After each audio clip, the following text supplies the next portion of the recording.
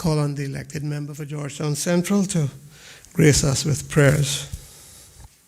Almighty God, from whom all wisdom and power are derived, we beseech thee so to direct and prosper the deliberations of the Legislative Assembly now assembled, that all things may be ordered upon the best and surest foundations for the glory of thy name and for the safety, honor, and welfare of the people of these islands.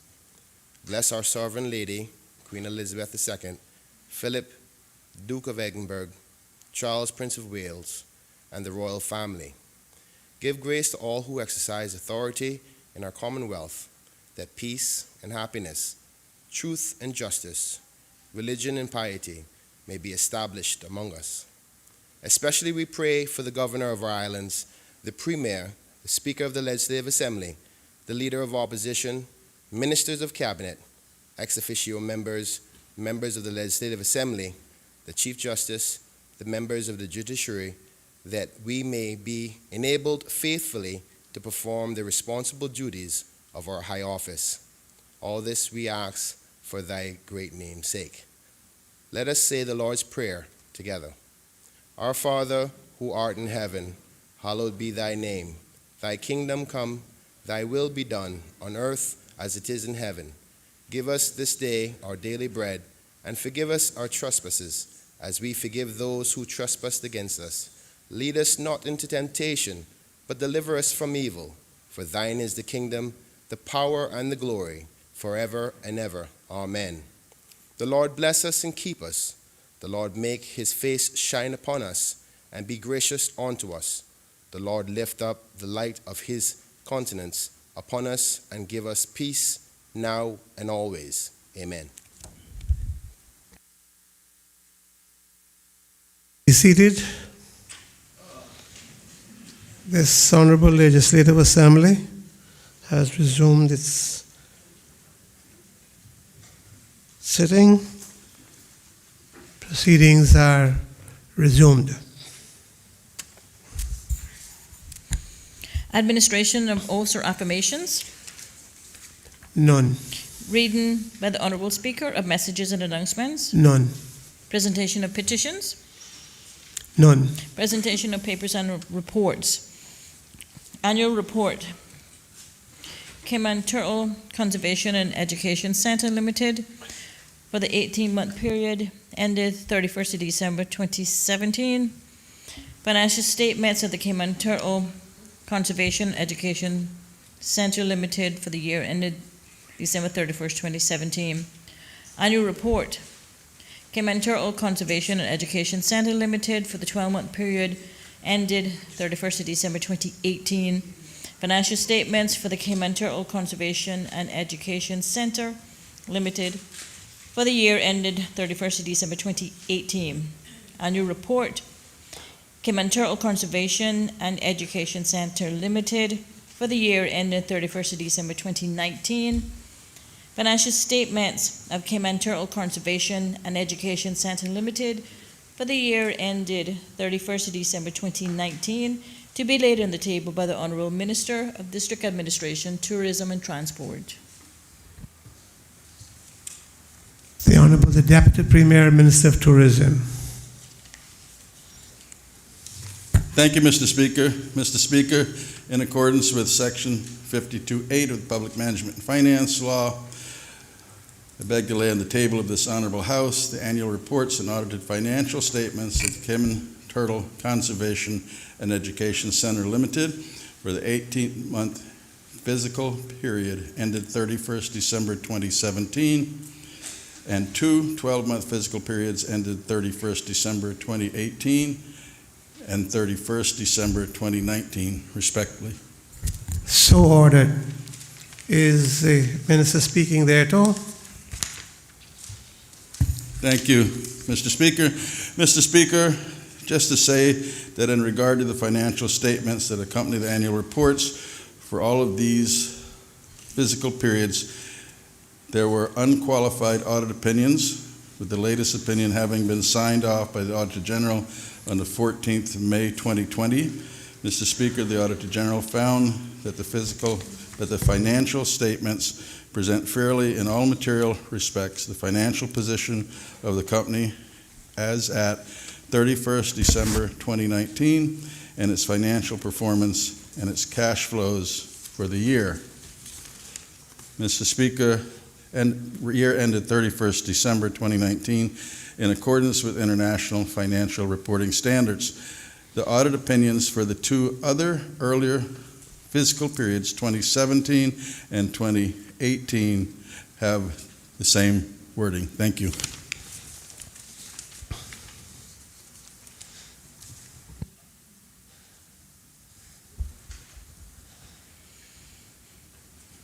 Cayman Islands National Insurance Company, Annual Report 2019, opening doors to wellness for our members, to be laid on the table by the Honorable Minister of Finance and Economic Development. The Honourable Minister of Finance. Thank you, Mr. Speaker. Good morning. Mr. Speaker, I beg to lay on the table of this Honourable House the annual report of the Cayman Islands National Insurance Company, commonly known to or referred to as Synico, for the year ended the 31st of December 2019. So ordered. Is the Honourable Minister speaking thereto? Very briefly, Mr. Speaker, I thank you for the opportunity. Mr. Speaker, on the 30th of April 2020, the Auditor General issued an unmodified opinion with an emphasis of matter on Synico's financial statements for the year ended 31st of December 2019. The unmodified audit opinion signifies that the information contained in the financial statements is materially correct and can be relied upon. Mr. Speaker, the annual report contains a wealth of information on the activities, achievements, goals, and objectives of Synico for the year ended 31st of December 2019. I wish only at this point I will, however, only focus on the financial highlights for the period.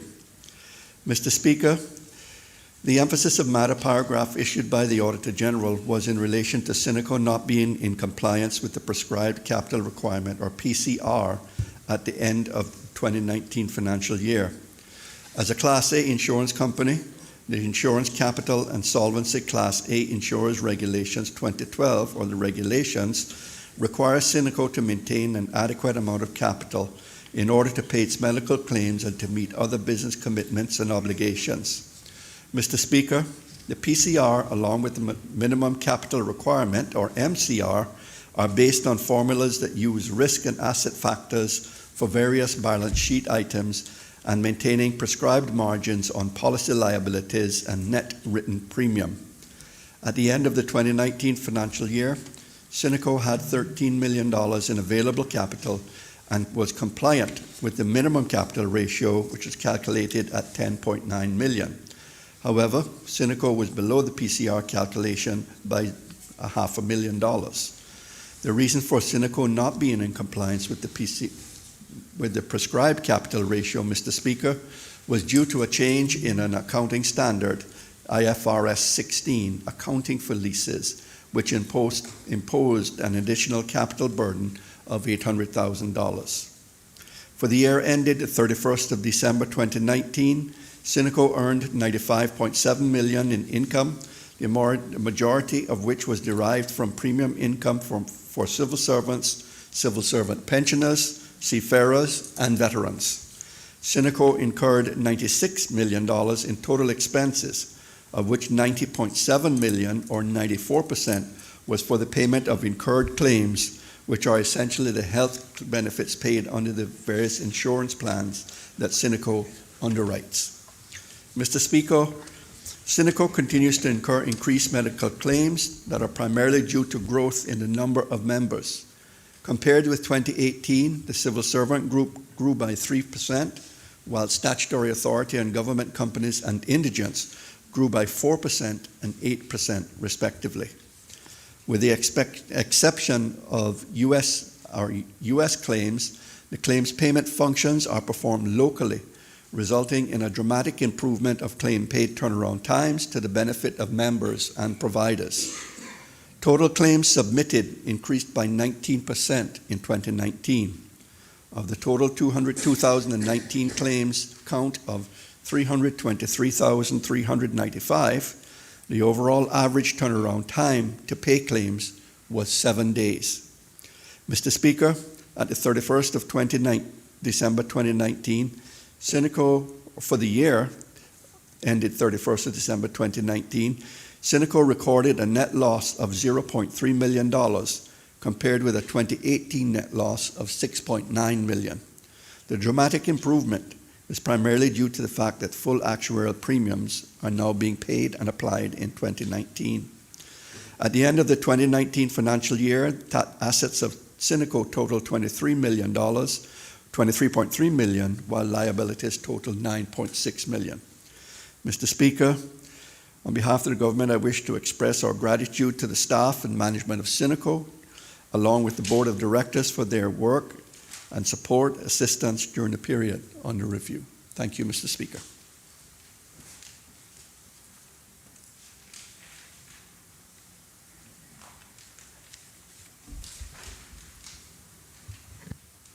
Questions to honourable ministers and members of the Cabinet. The elected member for Georgetown Central to ask the Honourable Minister of Employment, Border Control, Community Affairs, International Trade, Investment, Aviation and Maritime Affairs. Question number 15. Member for Georgetown Central, question number 15. Thank you, Mr. Speaker. I do believe, according to the standing orders, there's supposed to be a appropriate standing order for the time. Yes, Honourable Premier. Can you move the relevant standing order to allow for questions after 11 a.m.? Thank you, Mr. Speaker. Mr. Speaker, I beg to move the suspension of Standing Order 23, 7, and 8 in order that questions may be asked of ministers after the hour of 11 o'clock. Question is that Standing Order 23, 7, and 8 be suspended in order to take questions after the hour of 11 a.m. All in favor, please say aye. Those against? The ayes have it. Member for Georgetown Central, continuing. Thank you, Mr. Speaker. I rise to ask the question standing in my name on the order paper number 15. Can the Honourable Minister provide an update on the minimum wage review? The Honourable Premier. Mr. Speaker, the answer. From 2019, the Ministry of Employment and Border Control has been in consultation with the International Labour Organization on the matter of a minimum wage review and building local capacity on labour market information systems and processes. As a result of this ongoing strategic regional partnership, work staff were able to take advantage of professional development and training opportunities hosted by the ILO that have assisted the Department in developing a strategic plan for the labour market and demands unit. Prior to the COVID-19 pandemic, good progress had been made with the ILO in commencing the process of a minimum wage review, and key deliverables had been identified, including assessing the following: the impact of the establishment of a minimum wage, the effectiveness of a minimum wage regime, and the effect of the minimum wage on employment. In order for the ILO to effectively assess the impact that the minimum wage regime has had on employment levels, a series of reports, surveys, budget documents, etc. were provided to assist with conducting a country analysis. However, as a result of challenges stemming from the pandemic and a reprioritizing of national strategies, the Ministry has not been able to consistently engage with the ILO to further progress the review. Building local workforce resiliency, however, remains as one of the government's priorities. For that reason, the Ministry will continue collaborating with the ILO and other stakeholders in furtherance of the program of work involved in conducting the review of the minimum wage. The member for Georgetown Central, supplementary. Thank you, Mr. Speaker. Can the Honourable Minister say exactly what is the obligated time before the review have to be completed according to law or regulations?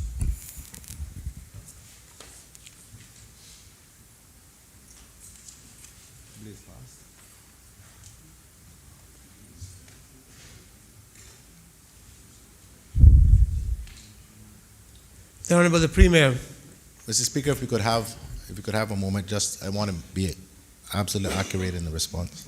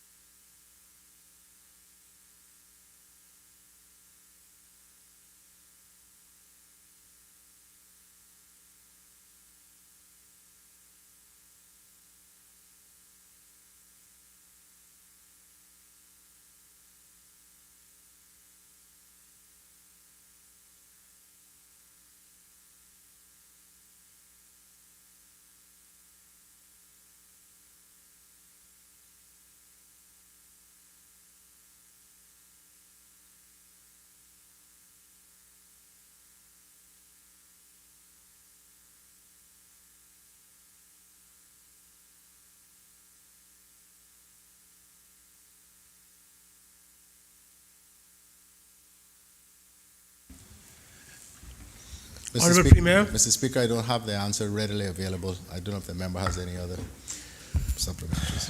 The member for Georgetown Central.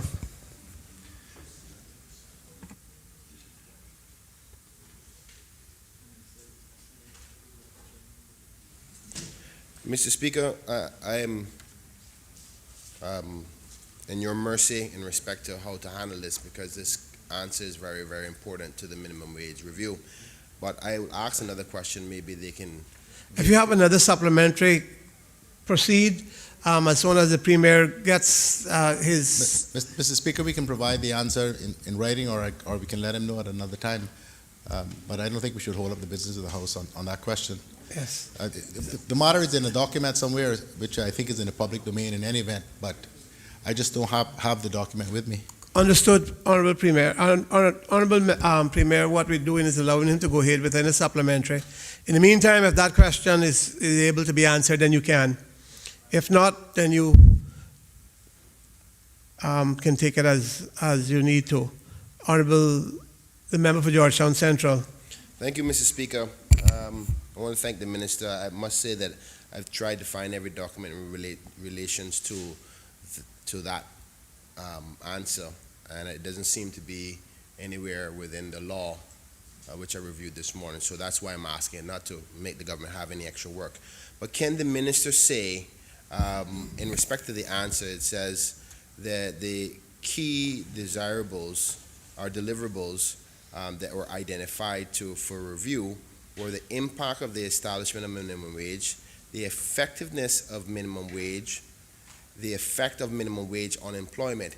Any particular reason why those three areas were selected? Because it sounds to me like there's an investigation to the potential chance of withdrawing minimum wage altogether. Because all are withdrawing it or consider withdrawing it, because there would be no. I just don't understand the logic of why these particular areas were investigated. Honorable Premier. Mr. Speaker, as we've indicated, this program or this matter has been the subject of much dialogue with the International Labour Organization as we seek to build our own expertise and capacity to deal with labor market and demands issues. Mr. Speaker, it was the government that I have the honor to lead that was the first government in the history of these islands that was bold enough to introduce a minimum wage, even though the law had provided for it for many, many years. That should say something about our commitment to it. As I've pointed out over and over again in the course of the last few months, as we discuss various matters here. I know things are very well in Cayman, and it is tempting for members to believe that because we are living in something of a bubble, that there is not massive disruption all around the world and indeed to economies and to capacity of organizations and countries and governments to respond to issues. So the fact that the ILO has not been able to help us move this along over this period should not be a surprise. But also, Mr. Speaker, this government, and in particular this department, has been under incredible stress and is still under incredible pressure, doing everything we can to keep as many Caymanians employed as possible. So I think it is unreasonable to expect that it would be business as usual in the current environment. But that is not to be interpreted as any lack of commitment to not just the establishment of a minimum wage, which we've already done, but indeed to the review of the minimum wage in not just in due course, but as quickly as circumstances permit. The member for Georgetown Central. Thank you, Mr. Speaker, and I thank the Minister for highlighting that information, because I do understand the difficulties the government is going through. I just have a bit of an issue, because we all know that the pandemic started around February or March of this year. This law was enacted on the 1st of March and passed in this Honorable House in February of 2016. That means before the pandemic actually started, it would have been 3 years. And if my memory serves me well, and that's the reason why I asked the question before, they were obligated to have a review ready at least a year after 2 years after the implementation. So they were already 1 year late before the pandemic even started. So The question. my question is, well, Mr. Speaker, I was only responding to the Premier's statement he made. No, as the well. question. Thank you, Mr. Speaker. My question is, can the government give an estimated time as to when the country will see a new minimum wage?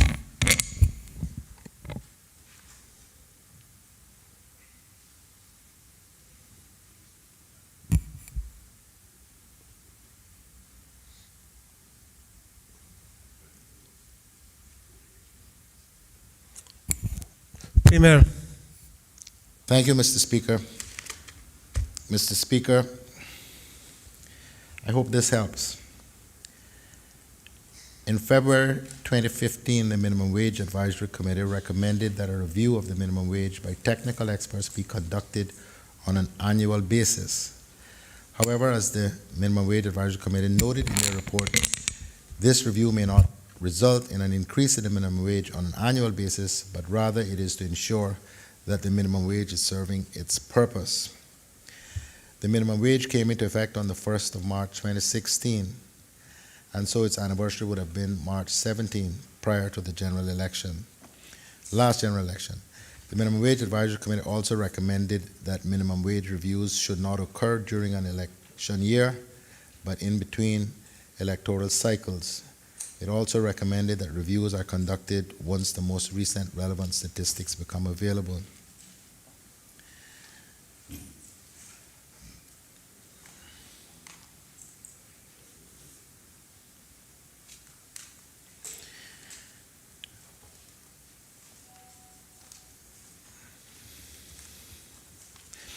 Mr. Speaker, there was a technical review which was completed at the end of 2018.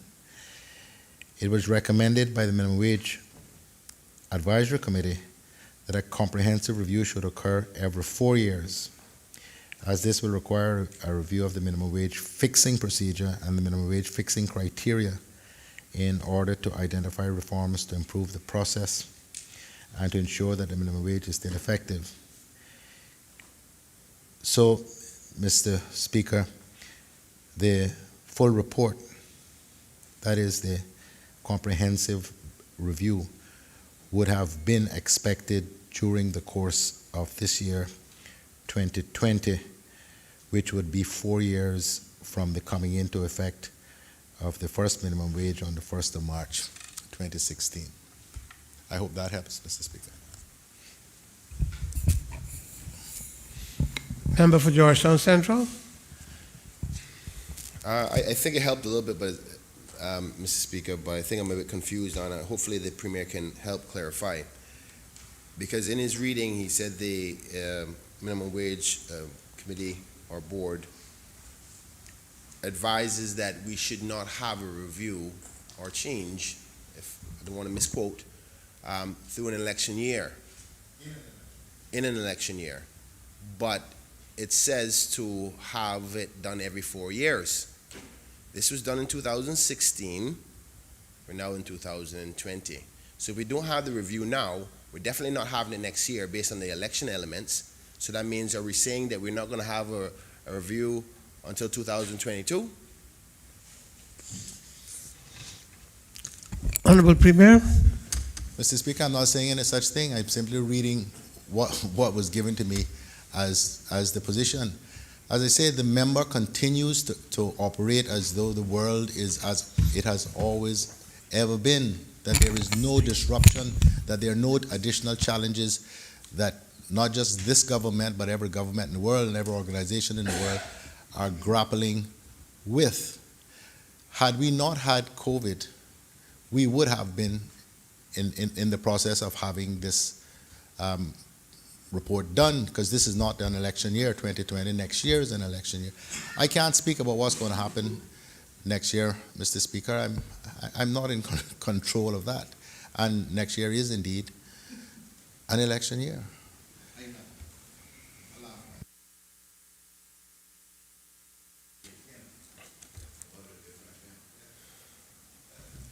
Member for Georgetown Central is the last supplementary. Thank you, Mr. Speaker. It definitely has to be the last one, because I don't know what else to say, because the Premier still hasn't given us a time. But is he saying that the country will not know when the next minimum wage increase will be? That's all I want to say. I want him to say, give us the timeline. If he can't, say so. I say so again, Mr. Speaker. Honorable Premier. I'm not God, Mr. Speaker. I can't dictate what's going to happen with COVID-19, how well things are going to turn out, how able any government is going to be able to address these sorts of issues. We are, in case the member doesn't seem to appreciate it, we are doing everything we can to keep businesses operational, to keep people employed, to keep the unemployment rate from spiraling out of control. That's what we're trying to do. That is far more important at this stage than trying to address these particular issues about minimum wage.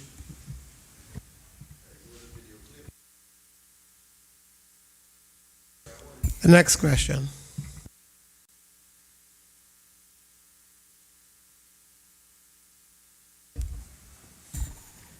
The elected member for Newlands to ask the Honourable Minister of Employment, Border Control, Community Affairs, International Trade, Investment, Aviation, and Maritime Affairs. Question number 16. The member for Newlands, question number 16. Thank you, Mr. Speaker. Mr. Speaker, I'd like to ask question number 16 to the Honorable Minister for Employment.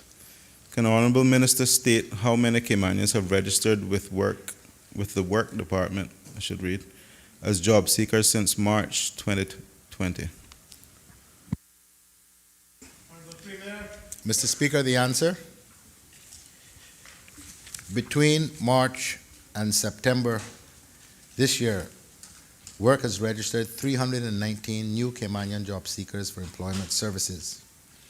For completeness, I would add that from November 2019 to September the 1st, 2020,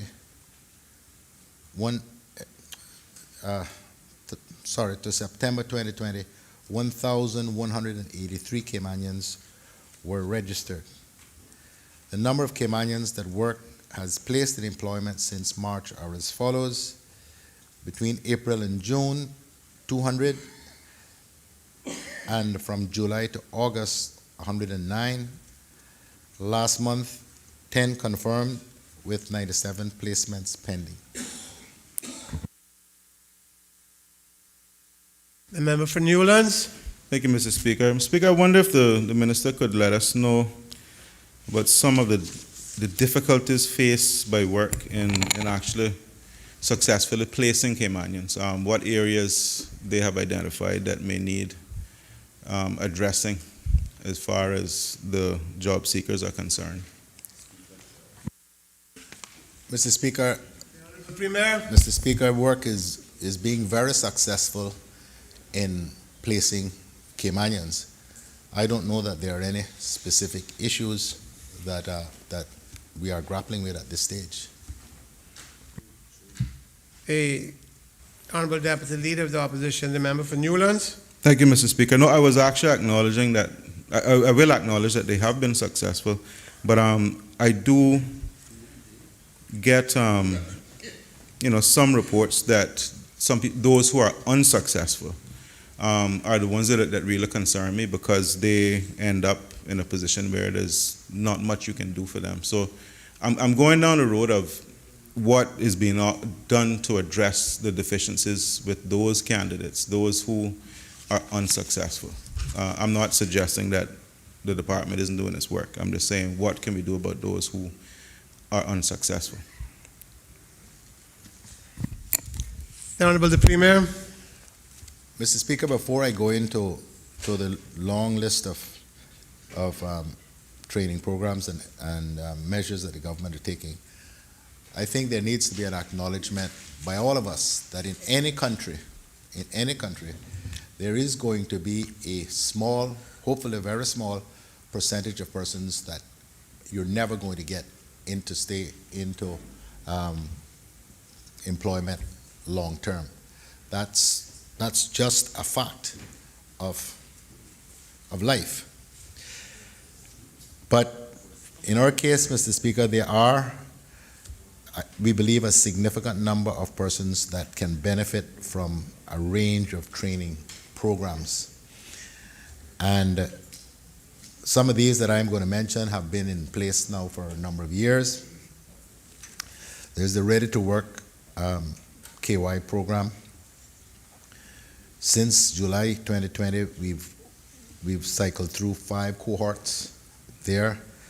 The Back to Work for displaced tourism workers, which was a 7-week program. The Passport to Success, 2 cohorts, 17 to 24 years old, and then the younger ones, 15 to 18. Front office certification, 1 cohort at the Marriott. Keyboarding, computers, there have been 2 sessions. Hotel engineering, working with the Ritz-Carlton. And the GED program at ICCI. There's currently planned a number of upcoming training programs. Shaker bartending in partnership with WS3 and the Marriott. Administrative office suite. QuickBooks, IT and construction. Health aids care. And fund administration, internship, and a program called Prosperity, which is an internship program as well. To put the number of job placements in 2020 in perspective, under the previous NWDA, the Employment Services team were averaging around 150 placements per year, given the programming and client base they had at the time. And so we are performing, this department new department is performing much better and achieving much greater positive results than had hitherto been the case. The Honorable Deputy Leader of the Opposition, the member for Newlands. Thank you, Mr. Speaker, and I may have missed it, but just to make sure that this area is being addressed, what about those adults who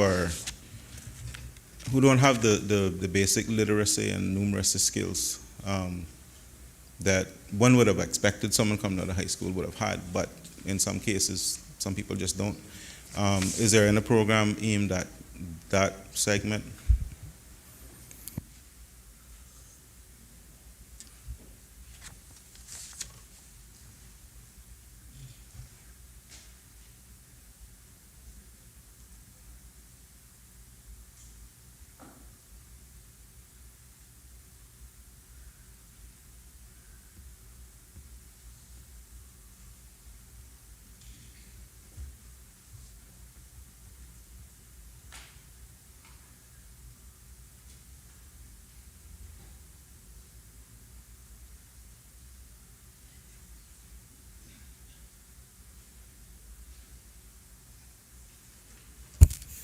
Honorable Premier.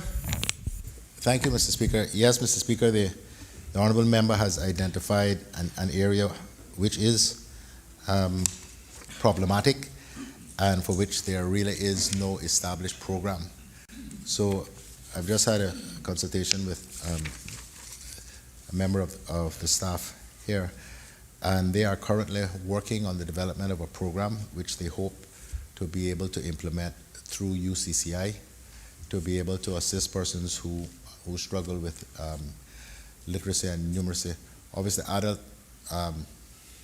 the issue around adult literacy and numeracy is a sensitive one. Many people are very embarrassed, I suppose, to acknowledge that they don't have those basic skills. So it's one that you have to be very, very careful about how you go about it and how you recruit people to the program. So we are working on building staff capacity within the department, so we will have the necessary resources to be able to effectively implement and monitor such a program. The member for Northside. Thank you, Mr. Speaker. I wonder if the minister could say if the computer-based program for interfacing would work both for registering jobs and searching for jobs by people is working as envisaged, if it's working properly or not.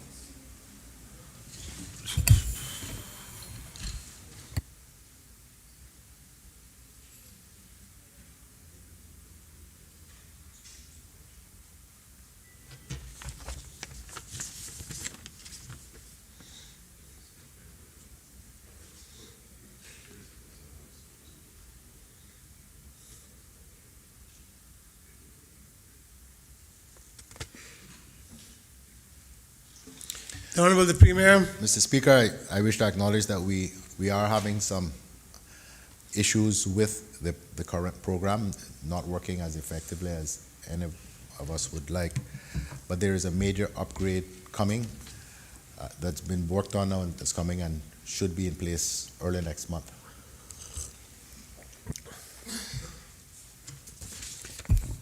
We move to the next item.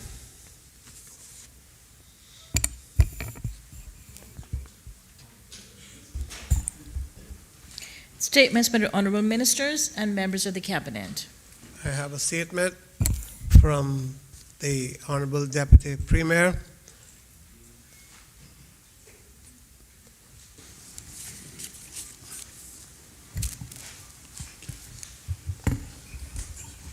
Thank you, Mr. Speaker.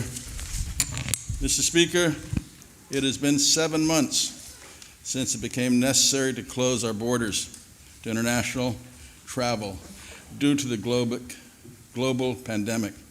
Cruise ships were ceased on the 16th of March, and international passenger flights stopped a week later on the 23rd of March, 2020.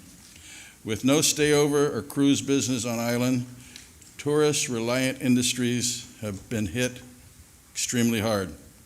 In addition, workers employed in the tourism and hospitality sectors have had no viable means of supporting themselves and their families.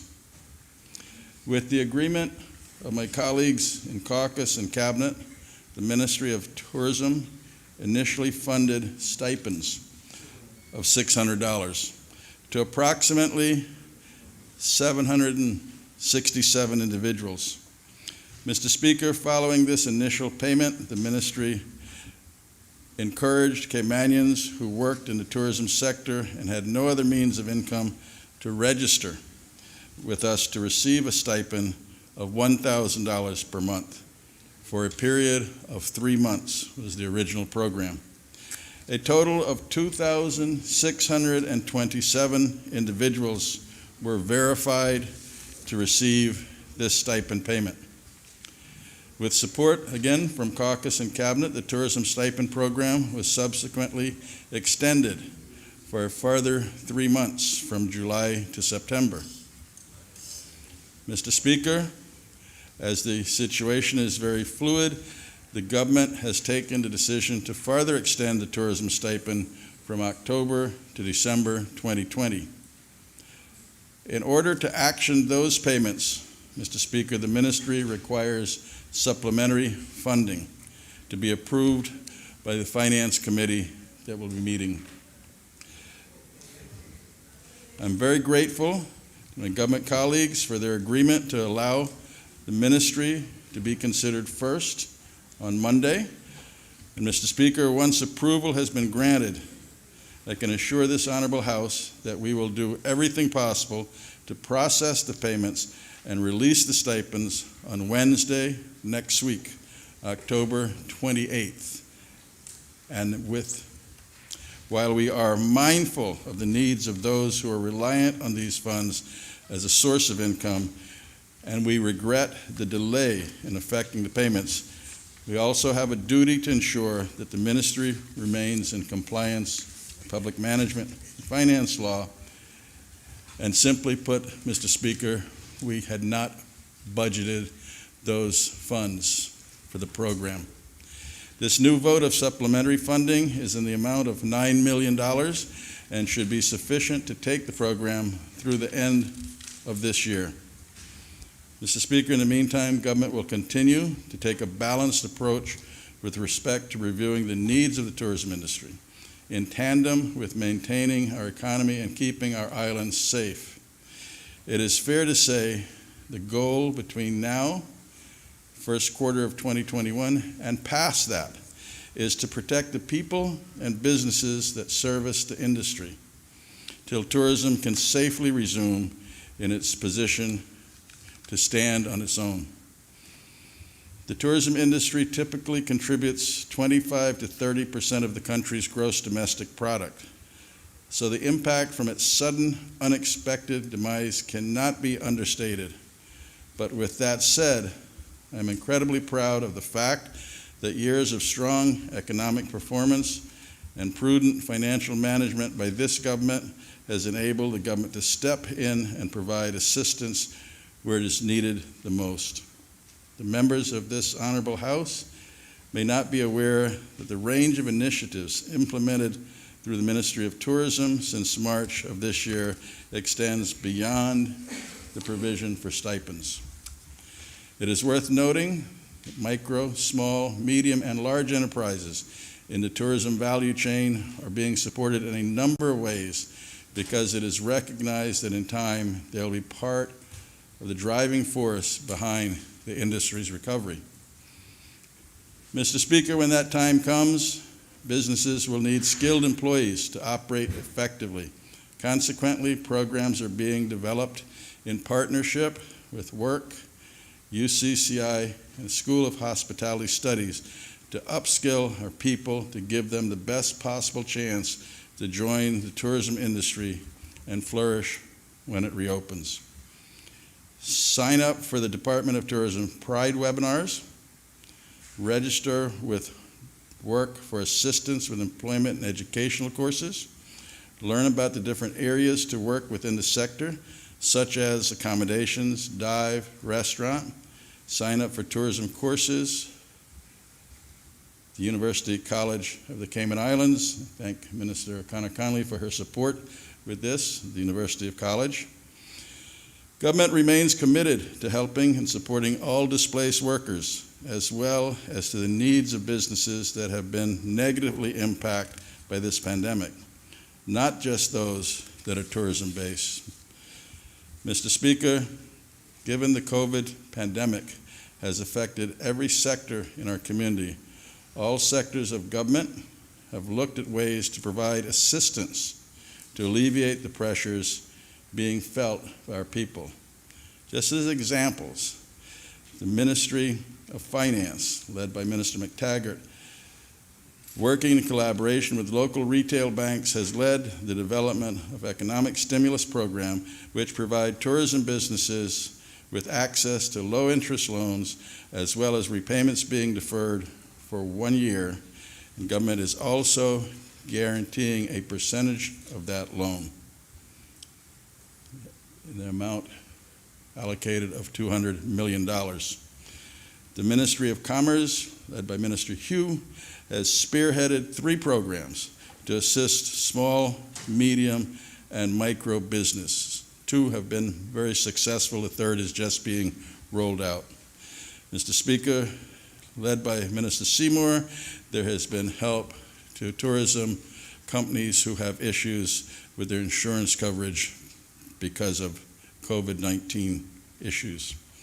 At the start of this year, no one could have predicted how life would change on a global scale or how deeply our tourism industry and economy would become affected. Virtually overnight, in the face of unprecedented adversity, this government's response to the crisis has been exemplary and has protected lives and safeguarded our islands from the worst ravages of the coronavirus. In much the same way, the variety of relief packages and assistance programs and initiatives that this government continues to put in place clearly demonstrates that this is a caring government, Mr. Speaker. It puts the needs of our people first, and it shows that we can be depended on in good times and bad. And I've made the point that these are continued programs because we live in a very fluid situation with daily changes of this global pandemic. Thank you, Mr. Speaker.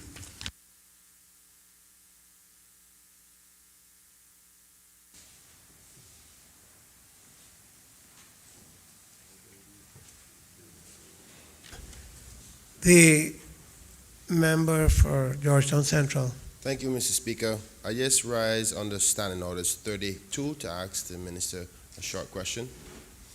Short questions are permitted. Thank you, Mr. Speaker. Can I ask the Minister to disseminate the actual document of the press release? Therefore, I can help disseminate that information to my constituents. Because as you know, this stipend is a lot of people are depending on it. So a lot of people can know exactly what is transpiring, read the press release, and reduce much of the heightened concern about the stipend being on its way. Thank you. Honorable Thank you. Deputy Premier. Yeah, I thank the member for the question. Thank you, Mr. Speaker, for acknowledging. I'm quite happy you have a copy of the statement itself. I'm quite happy to provide you with what we have sent out to all the tourism partners.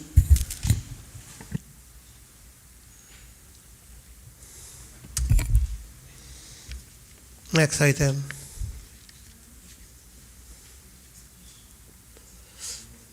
Oh, sorry, I didn't get it. I have a statement also from the Honorable Minister of Education.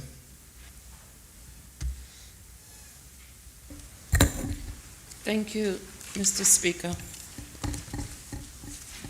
Mr. Speaker, the statements in relation to the exceptional circumstance appropriation changes resulting in the first 2020 supplementary appropriations of the Ministry of Education, Youth, Sports, Agriculture. Thank you for allowing me, Mr. Speaker, to bring to the attention of this Honourable House the exceptional circumstances appropriation changes which have resulted in the supplementary appropriations initiated by the Ministry of Education, Youth, Sports, Agriculture and Lands for 2020.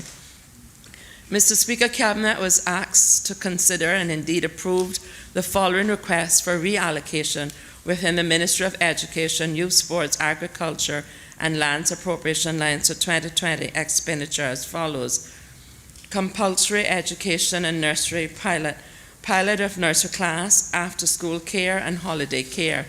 The continuation of the introduction of the pilot nursery class for Cayman resulted in an reallocation of $234,946 to provide after-school care, holiday, child care, and daily meals for nursery-age students aged 3 years at the Creek Infant School in Cayman, commencing 20th of February to December 2020.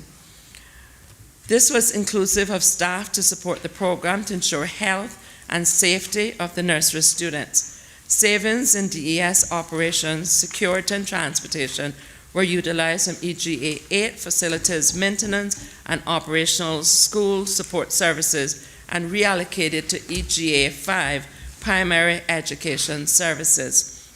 Students' laptop initiative.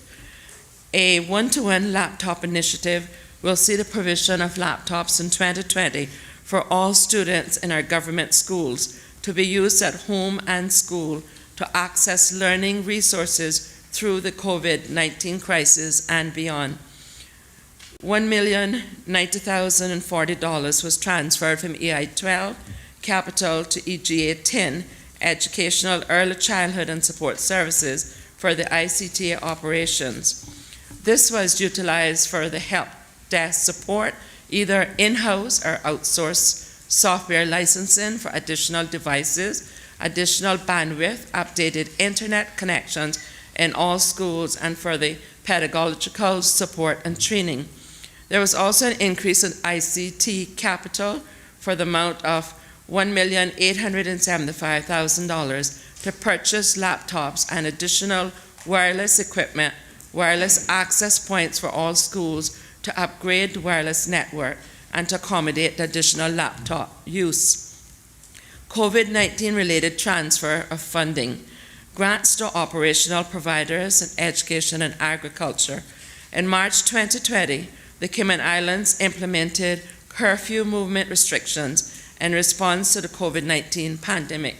In conjunction with these restrictions, many activities, including all educational facilities in the Cayman Islands, were closed, and thus several contracted vendors were unable to provide contracted services since the end of March 2020.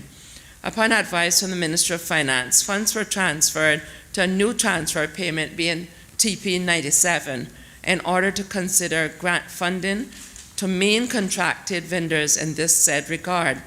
This step was recommended from a humanitarian perspective where contracted vendors, example, the bus contractors and wardens, had contracted staff, that is the wardens, who were experiencing cash flow difficulties due to non-payment. As a result, Mr. Speaker, budgeted funds were transferred to TP97, Education, Agriculture and Land Services, COVID Response and Recovery as follows. From EGA 8, Facility Maintenance and Operational School Support Services, and the amount of $1,933,433 to support janitorial, security, and transportation. From TP 61, Student Enrichment and Support Services, and the amount of $138,266. From TP 27, Preschool Educational Assistance, and the amount of $208.98. From NGS 24, Spraying and Neutering of Dogs and Cats, an amount of $7,500, being a total of $2,287,297. Grants to operational providers, youth and sports services. There were also transfers and other transfer payment, TPs, and non-government services, NGS, appropriations related to youth and sports services. These transfers were similarly made on the advice of Minister of Finance to be able to facilitate the feasibility of paying the contracted vendors despite non-delivery of the contracted services due to the COVID-19 pandemic. Funds were transferred to TP 98, Youth and Sports Services, COVID Response and Recovery, in the amount of $847,116, and the following appropriations were decreased. NGS 82, Other Sports Program, $90,000. NGS 60, Sports Program, $601,637. NGS 59, Youth Development Programs, $116,850. NGS 58, Elite Athletes Program, $29,629. NGS 47, Mentoring Cayman Program, $9,000, an aggregate sum of $847,116. COVID-19 related funds for private schools. Based on feedback, Mr. Speaker, from stakeholders, there was establishment of a one-time special COVID-19 support grant for private schools based on need. TP 93, which deals with private and public school grant, was increased by $750,000 for this said purpose. A committee had been established to deal with these special grants, chaired by Mr. Dan Scott, who also chairs our Education Council. Private schools that required financial assistance as a result of the impact of COVID-19 were required to apply for consideration. Private schools that needed the financial assistance were required to provide specific information in order to inform and validate the grant process. COVID-19 related grants to farmers. TP 804, grants to farmers, was increased by $1 million. The Ministry, in consultation with the Department of Agriculture, the Cayman Islands Agricultural Society, and the local agriculture stakeholders, will be providing farmers with assistance in purchasing agricultural inputs from the Department of Agriculture. Farmers will be approved for assistance through the application to the Ministry. The Ministry will issue this approval to the applicant and to DOA. The farmer can then collect the inputs from the Department of Agriculture. The Ministry will then transfer the monies to the Department of Agriculture to cover the cost of the inputs purchased by the farmers. In conclusion, Mr. Speaker, I'd like to thank you for allowing me to explain the exceptional circumstances which have resulted in the supplementary appropriations initiated by the Ministry of Education, Youth, Sports, Agriculture and Lands for the 2020 fiscal year thus far.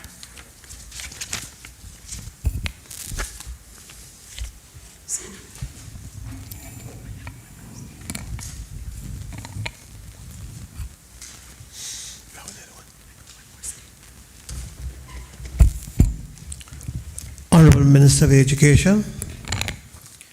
Thank you, Mr. Speaker. Mr. Speaker, I have one more statement as it relates to the ministry, dealing specifically with Section 12. Thank you for allowing me once again the opportunity to bring to the attention of this Honourable House the exceptional circumstances for the appropriation changes which have resulted in the Section 12 supplementary appropriations initiated by the Ministry of Education, Youth, Sports, Agriculture and Lands for 2020. Mr. Speaker, Cabinet was asked and indeed approved the following request for supplementary funding for the Ministry of Education, Youth, Sports, Agriculture, Lands, appropriation lines as follows. UCCI, University College of the Cayman Islands was awarded a 5% COLA for all of its employees retroactive to the 1st of January 2020. This resulted in an increase in appropriation University College of the Cayman Islands CCO1 in the amount of $557,545 to cover the cost of applying the COLA for the financial years 2020 and 2021.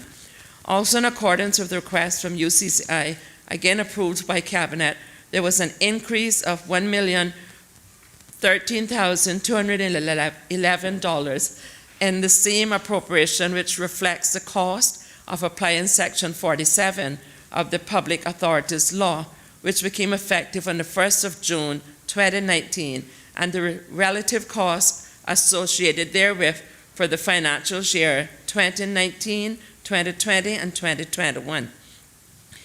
NJGHS EI 12 increases. Following a request, Mr. Speaker, the National Hazard Management Council requested a design change of the new John Gray School, and it was slightly altered to provide greater shelter capacity. The initial design, Mr. Speaker, of NJGHS catered to 1,840 emergency shelter spaces in the gymnasium, the administration building, and the performing arts building. The buildings from the initial design, Mr. Speaker, accommodated for hurricane-resistant structures, reinforced concrete walls and roof, and full standby power. However, following the request from the National Hazard Management Council, and in order to increase the shelter capacity by an additional 3,800 emergency shelter spaces, funding in the amount of $3,650,000 was required to 1. Upgrade to hurricane-rated glazing shelter standard. 2. Increase cistern capacity. 3. Allow portion of the shelter to be used as an emergency medical center. And 4. Additional storage capacity to enable the shelter to function as a post-hurricane distribution center for essential supplies. Mr. Speaker, as honorable members would be aware, the renovation of the public school campuses on Walker's Road, that is the John Gray High School, the Cayman Islands Further Education Center, SIFAC, and George Hicks High School, has been broken down into 3 projects. Project A is the completion of the new John Gray High School site, which is currently in progress and anticipated to have a phased opening commencing in 2021 and a full opening in 2022. Project B is the repurposing of the current George Hicks High School site for use by educational units, including SIFAC, Department of Education Services, and Student Services. And Project C, Mr. Speaker, is the demolition of the current SIFAC site and the development of sports fields for the new John Gray High School. The final business case has been agreed as it relates to the final affordability window between $68.317 million and $82.882 million. This, Mr. Speaker, includes the aforementioned increases of the $3.65 million for the hurricane increased shelter capacity. Cabinet allocated $32,922,000 in 2020 and $9,880,227 in 2021 for the construction of the new John Gray High School.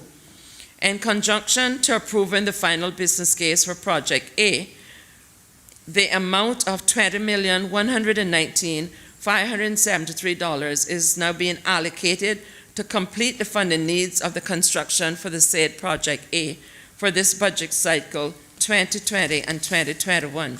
Mr. Speaker, once again, thank you for allowing me the opportunity to explain these exceptional circumstances which has resulted in the request for the utilization of Section 12 supplementary appropriation initiated by the Ministry of Education, Youth, Sports, Agriculture, and Lands.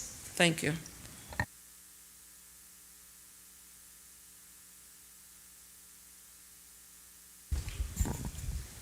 Personal explanations. I have been asked by the member for Georgetown Central permission for him to make a short congratulatory remarks to a well-deserving lady in Georgetown, and I've given that permission. Honorable member for Georgetown Central. Thank you, Remember, it's brief remarks. Thank you, Mr. Speaker. As we are all aware, we are celebrating our older persons during this month of October, and I'm pleased to announce that one of my constituents, Ms. Jean Ramon, was selected and awarded as the ambassador for the District of Georgetown. Among many other amazing persons chosen in other districts, she was chosen because of her impressive history of service in the District of Georgetown. Please allow me this opportunity, Mr. Speaker, to congratulate and celebrate her by reading a short bio of Ms. Jean Ramon, affectionately known in our community as Aunt Jane. She was born on the 22nd of May, 1940. As the oldest of 7 maternal siblings in a close-knit family, she has always had a nurturing nature. In fact, her protectiveness not only benefited her younger brothers and sisters, but extended beyond their yard and out into the wider central Georgetown community. In the earlier years, Ms. Ramon earned the nickname of Mother Hen for her knack of ensuring that all the children were taken care of at any social functions that was taking place. In the later years, one of the most prominent principles and values that the young mother had been taught by her parents is instilled in her own children was that manners and respect will always take you further than money. While something of a bit of a disciplinarian by nature, Aunt Jane is known as a woman who is also kind-hearted, loving, and good-spirited. Active within her community, Ms. Ramon has spent years organizing catering for Central Scranton functions, known for her her skills both in cooking and community organizing. She has consistently put her talents to good use in our district. Over the decades, she has raised funds and donations for food and refreshments in numerous annual Mother's and Father's Day luncheons, Christmas parties, fish fries, and community cleanups. Even now, Ms. Ramon continues to prepare meals for shut-ins and the homeless across the island. At the golden age of 80 years old, the lifelong advocate for harmony, peace, and fairness, Ms. Ramon remains widely respected, setting a good example for young and old alike to follow. With the COVID-19 shutdown over, she is now keen to resume attending weekly home group, senior citizens, and Central Scranton community meetings. As a self-described people's person, she has added to her daily welfare calls to other older persons to her schedule just to make sure that they are okay. Ms. Ramon's health issues have limited her physicality, although she remains active and socially connected. She is still happy to assist in planning in the community-based activities, particularly when it comes to making and procuring the local dishes and drinks that we all love so much. According to those who know her, despite her being elderly, it is hard for Ms. Ramon to relax and allow others to do work. So while she may ignore calls from her family to slow it down, she does concede that the heart is willing, but the body is limited. As a matriarch, Ms. Ramon continues to be deeply concerned with the spiritual and physical well-being of our youth and elderly. A representative of a time when God-fearing Caymanians took their community's welfare to heart, she is a popular and inspiring reminder that anyone can be a neighborly person, whatever their age. Even at her time of life, Ms. Ramon is always looking for new challenges. In closing, Mr. Speaker, I would like to invite the public to 2 Older Persons Month activities in the Georgetown area. First is the special service at the Church of God Universal, talking about life stories then and now. It will be on the 25th of October, that's this coming Sunday at 7 p.m. And the second event, Mr. Speaker, is at the Georgetown Seniors Concert on Saturday, the 31st of October at the Georgetown Constitutional Hall at 7 p.m. to 9 p.m., which is expected to be a pretty fun event. I hope to see you all there, and thank you, Mr. Speaker. I also add my congratulations to Ms. Jeannie, well-deserved award.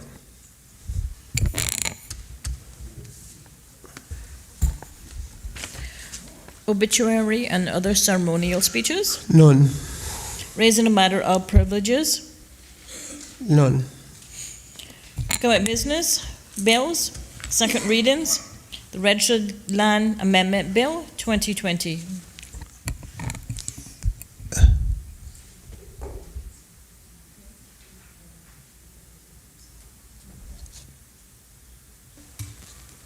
The Honorable Minister of Education. Thank you, Mr. Speaker. Mr. Speaker, in accordance with Standing Order 58, I beg to move the withdrawal of the Registered Land Amendment Bill 2020. Question is that the Registered Land Amendment Bill be withdrawn. All in favor? Aye. Those against? The ayes have it.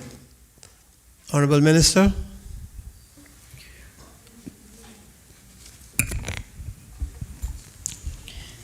The Prescriptive Amendment Bill 2020.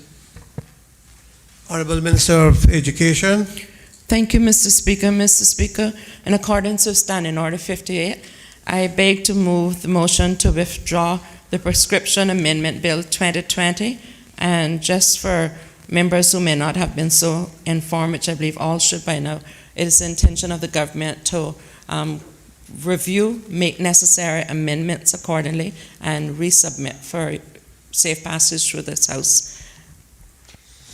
Question is that the Prescription Amendment Bill 2020 be withdrawn. All those in favor? Aye. Those against? The ayes have it. Those bills are withdrawn. Development and Planning Amendment Bill 2020.